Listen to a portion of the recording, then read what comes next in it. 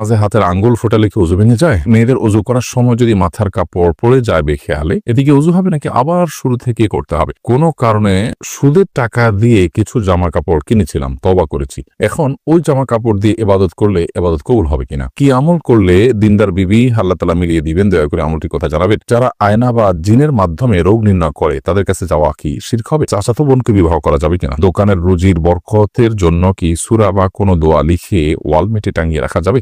তাহলে আমরা আপনাদের প্রশ্নগুলোর উত্তর দেওয়ার আলোকিত ভবনে আমরা প্রবেশ করি। মেহরুবা হক আপনি লিখেছেন, নামাজে হাতের আঙ্গুল ফোটালে কি ওযু ভেঙে যায়? নামাজে যদি হাতের আঙ্গুল ফোটানো হয় তাতে ওযু ভাঙবে না, সালাতও ভাঙবে না, কিন্তু এটা মাকরুহ হবে এবং সালাতকে ত্রুটিযুক্ত করবে। কারণ প্রথমত এমনিতেই আঙ্গুল ফোটানো এটা ভালো কোনো বিষয় নয়।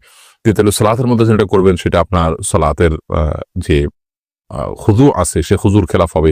যে পরিমাণ নীরবতার সাথে সালাত আদায় করা দরকার তার পরিপন্থী হবে, তাই সেটি করা উচিত হবে না। ফাহিম হাসান আপনি লিখেছেন, শুক্রবার বিকেলে আশীর্বাদ দুরূদ পাঠ করলে নাকি ৮০ বছরের গুনাহ মাফ হয়। এই হাদিসটি বিশুদ্ধতার মানদণ্ডে উত্তীর্ণ না, বরং এটি খুবই দুর্বল পর্যায়ের হাদিস, যার কারণে এই হাদিসকে এইভাবে আপনার বিশুদ্ধ হাদিসের মতো করে মনে করার কোনো কারণ নেই, বরং এটি আমল করার মতো এরকম মানে গ্রহণযোগ্যতার লেভেল পর্যন্ত উঠার মতো হাদিস আসলে নয়। তাসলিমা খানম আপনি লিখেছেন, রাতে কাপড় খোলা ছাদে না থাকলে সে কাপড়ে নামাজ হয়, এর কতটুকু সঠিক? না, এরকম কোনো কথা সঠিক নয়। যদি রাতে কাপড় খোলা ছাদে থাকে বা খোলা বারান্দায় থাকে তাতে নামাজ হয়ে যাবে। নাপাক লাগলে সে নামাজ হবে না। এখানে নাপাক লেগেছে তার কোনো প্রমাণ তো নেই, বিধায় এ ধরনের কথা বিশ্বাস করার কোনো কারণ নেই। এরপর সত্যের প্রতীক আপনি লিখেছেন, অন্য গাছের পাতা বা ডাল আমাদের জায়গায় পড়লে সেগুলো আমরা জ্বালানি হিসাবে ব্যবহার করলে গুনাহ হবে কিনা? এ বিষয়ে যার গাছের পাতা তার পক্ষ থেকে মৌন সম্মতি যদি থাকে যে সাধারণত এটা নিয়ে তিনি না ঝামেলা করেন না কোনো আবদার থাকে, তাহলে সেক্ষেত্রে এটা জায়েজ হবে, কোনো অসুবিধা নেই। আর যদি মনে হয় না তিনি তার এই জিনিসটাকে নিলে মনক্ষুণ্ণ হন, অসন্তুষ্ট হন এবং তিনি রাজি না, এমনটি বিভিন্নভাবে বোঝা যায়, সেটা স্পষ্ট বলুন কিংবা তার আচরণ দ্বারা, তাহলে সেটা নেওয়া উচিত হবে না। যদি জিনিসটি তার, যদি আপনার জায়গা পড়েছে তারপর জিনিসটা তার, অতএব আপনি ব্যবহার করবেন না। এমনি আমির হোসেন আপনি লিখেছেন, নামাজের বাইরের সময় আমার গ্যাসের একদম সমস্যা হয় না, কিন্তু অজু করার সাথে সাথে আমাকে সমস্যার সম্মুখীন হতে হয়, অনেক কষ্ট করে অজু ধরে রাখতে হয়, কি করতে পারি একটু দয়া করে বলবেন। নামাজের বাইরের সময় গ্যাসের সমস্যা হয় না, কিন্তু নামাজ দাঁড়ালে শুরু হয়ে যায়। এটা কোনো দুষ্টজিনের উপদ্রব কিনা, ব্ল্যাক ম্যাজিকের কারণে কিনা সেটা আপনার দেখা দরকার, এবং সেটার জন্য আপনি রাকিদের শরণাপন্ন হয়ে ট্রিটমেন্ট করা উচিত। বিশেষ করে কোরআন কারিমের তেলাওয়াত জিকিরের পরিমাণ বাড়িয়ে দেওয়া উচিত। কিন্তু সালাতের মধ্যে আপনাকে উযু ধরে রাখতেই হবে, কারণ উযু আপনার ছুটে গেলে আবার নতুন করে উযু করে আপনাকে সালাত আদায় করতে হবে। সাইদা আক্তার আপনি লিখেছেন, মেয়েদের উযু করার সময় যদি মাথার কাপড় পড়ে যায় বেখেয়ালে, এদিকে উযু হবে নাকি আবার শুরু থেকেই করতে হবে? মেয়েদের মাথার কাপড় পরার কারণে উযুর কোনো ক্ষতি হবে না, এবং উযু অবস্থায় মাথা কাপড় থাকাও কোনো জরুরি বা আবশ্যক কোনো বিষয় নয়।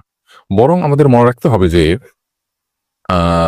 মেয়েদের উযু করার সময় যখন তারা মুখ ধৌত করবেন, তখন তাদের তো চুলের গোড়া পর্যন্ত, কানের লতি পর্যন্ত পৌঁছাতে গিয়ে কাপড় ভিজে যেতে পারে, তখন বরং মাথার কাপড় খোলাটা অযৌক্তিক নয়, বিশেষ করে যখন কোনো মাহরাম পুরুষ তাকে দেখার কোনো আশঙ্কা না থাকবে। আর দ্বিতীয়ত, যখন তারা মাথা মাসে করবেন তখন যদিও মাথা কাপড় ফেলানো ছাড়া হাত ভিতর দিয়েও হতে পারে, তারপর অনেক সময় মাথা কাপড় ফেললে খুব ভালোভাবে মাসা করা যায়, বিধায় মাথার কাপড় ফেললে উযুর কোনো ক্ষতি হবে না, এর কারণে ওযুতে কোনো ত্রুটিও তৈরি হবে না। বর্ষামণি আপনি লিখেছেন, আমার 3টা মেয়ে সন্তান, ছেলে সন্তান, লাভের কোনো আমল আছে কিনা? আপনি রব্বি হাবলি মিনাস সলিহিন এই দোয়া পড়তে পারেন, রব্বি লা তাযারনি ফারদা ওয়া আনতা খায়রুল ওয়ারিসিন এই দোয়া পড়তে পারেন। এই সমস্ত দোয়ার মাধ্যমে আল্লাহ তাআলা আপনাকে নিঃসন্তান লাভ করার সুযোগ দিবেন ইনশাআল্লাহ বিইذنিল্লাহ। জেম মাকবুল আপনি লিখেছেন, কোনো কারণে সুদের টাকা দিয়ে কিছু জামা কাপড় কিনেছিলাম, তওবা করেছি, এখন ওই জামা কাপড় দিয়ে ইবাদত করলে ইবাদত কবুল হবে কিনা? আল্লাহ মাফ করুন, সুদের টাকা দিয়ে যদি আপনি জামা কাপড় কিনে থাকেন তাহলে আপনার জন্য পড়া জায়েজ নয়, এবং সেটা আপনি কোনো গরিব দুঃখীকে দান করে দিবেন সওয়াবের নিয়ত করা ছাড়া, এটি আপনার কর্তব্য। তানভীর আহমেদ তাসিন আপনি লিখেছেন, চাচাতো বোনকে বিবাহ করা যাবে কিনা? চাচাতো বোন অবশ্যই আপনি তাকে বিয়ে করতে পারেন, সেটা আপনার তার সাথে যদি দুধ বোনের কোনো সম্পর্ক না থাকে, অর্থাৎ একই মায়ের যদি পান না করে থাকেন, তাহলে সেক্ষেত্রে চাচাতো বোনকে বিয়ে করা যাবে, কোনো অসুবিধা নেই, কারণ আপনার চাচাতো বোন আপনার মাহারাম নন মাহারাম, বিধায় তাকে আপনি বিয়ে করতে পারেন। আয়েশ ফরহাদ আপনি লিখেছেন, দোকানের রুজির বরকতের জন্য কি সূরা বা কোনো দোয়া লিখে ওয়ালমেটে টাঙিয়ে রাখা যাবে? দোকানের রুটি এবং বরকত লাভের জন্য আপনি আল্লাহ তাআলার কাছে বরকত লাভের যে আমলগুলো আছে তাকওয়া যদি অবলম্বন করে, বান্দা আল্লাহ বলেছেন লা ফাতাহা আলাইহিম বারাকাতুম মিনাস সামা, আসমান থেকে বরকতের সমস্ত দুয়ারগুলো খুলে দিবেন। অতএব বরকত লাভের জন্য যে আমলগুলো কোরআনে যে বলা আছে সেগুলো আপনি করবেন। বিসমিল্লাহ বলে শুরু করবেন, তাকওয়ার উপরে প্রতিষ্ঠিত থাকবেন ইত্যাদি ইত্যাদি এই কাজগুলো করবেন। এছাড়া সূরা টাঙিয়ে দিলে বরকত হবে এমনটি মনে করার কোনো কারণ নেই, বরং এভাবে সূরা টাঙিয়ে দেওয়ার বিশেষ কোনো লক্ষ্য বা উদ্দেশ্য থাকে না, যেটা কেন টাঙিয়েছে এটা দেখে তো কেউ পড়তেও পারে না অনেক সময়, জাস্ট সৌন্দর্যের জন্য। অনেক ওলামায়ে কেরাম ওয়ালমেট হিসেবে এভাবে সৌন্দর্যের জন্য টাঙিয়ে রাখাটাকে নিষেধ করেছেন, যে এটা কোরআনের অমান এবং অসম্মান। কোরআন আসলে আপনার বাসার সৌন্দর্যের জন্য ব্যবহৃত হবে, এটি কোরআনের সাথে যায় না, এটা অনেক ওলামায়ে কেরাম বলেছেন, যদিও এর বিপরীত মতো আছে। বিধায় বরকত লাভ হবে এর কারণে সে উদ্দেশ্যে এটি করবেন না, বরং আল্লাহর কালাম এটা দেখে আমার মনে হবে আমি তালাওয়াত করব, ওই আয়াতটা পড়বো, ওখানে শিক্ষাটা নেব, সে উদ্দেশ্যে আপনি টাঙিয়ে রাখলেন, সেটা হতে পারে। মোহাম্মদ শহীদুল এখন আপনি লিখেছেন, জুমার নামাজ আদায় করতে গেলে আগে যাওয়ার কারণে বসে থাকতে হয়, মাঝে মাঝে চোখ লেগে আসে, মানুষ বেশি হওয়ায় উঠতে পারে না, এর কারণ কি? এর কারণে ওযু ভেঙে যাবে?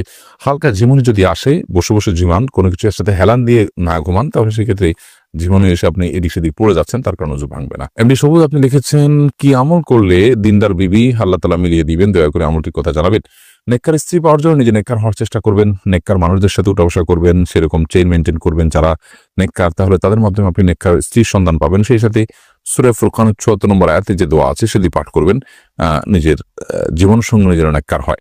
রব্বানা হাব লানা মিন আজওয়াজিনা ওয়া যুররিয়াতিনা কুররাতা আয়ুন ওয়াজআলনা লিল মুত্তাকিনা ইমামা, বিশেষ করে পড়বেন। মোহাম্মদ হানজালাতে লিখেছেন, আমার ডান পায়ের বৃদ্ধাঙ্গুলি অনেকটাই কেটে গেছে, ডাক্তার বলেছে পানি না লাগাতে, এখন আমার ওযুর জন্য করণীয় কি? বৃদ্ধাঙ্গুলির ওই জায়গাটা যে ব্যান্ডেজ থাকে বা যেভাবে হোক পানি লাগানো অসুবিধা হয়, তাহলে আপনি মুখ ধোবেন, হাত ধোবেন, যথারীতি ডান পা, যে পা সমস্যা আছে, যে পা সমস্যা নেই সে পা ধোবেন, যে পায়ে সমস্যা আছে ওই পাও ধোবেন, কিন্তু আঙ্গুলের সমস্যা আছে তাহলে আঙ্গুলটাকে এভাবে উঁচিয়ে আস্তে আস্তে করে আলতো করে পায়ে দিয়ে বাকি পুরো অংশটা আপনি ধোবেন ভালো করে, যাতে শুকনো না থাকে।